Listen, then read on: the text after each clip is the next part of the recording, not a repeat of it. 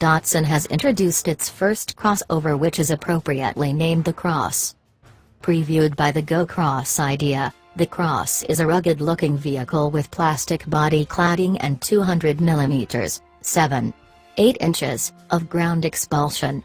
The front of the car is dominated by a honeycomb grille, which is flanked by eagle-eye projector headlights and visible fog lights.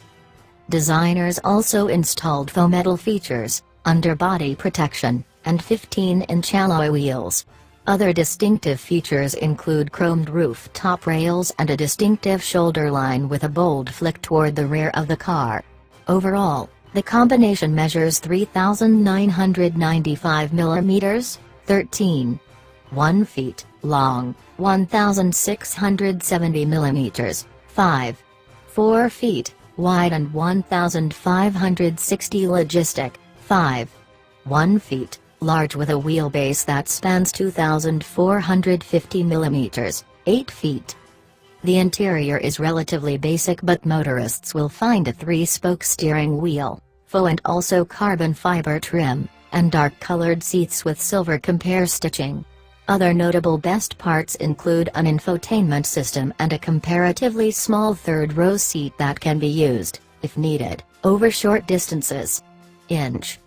Force is provided with a 1.2-liter petrol engine that produces up to 78 horsepower, 58 kilowatts, and 76 pounds-to-foot, 104 newton-meters, of torque.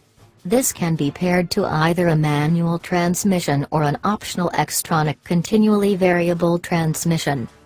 As the model apparently eschews 4WD, the CROSS comes outfitted with anti-lock brakes, traction force control, vehicle dynamic control, and a brake-limited go differential. The model also features computerized headlights and dual front airbags.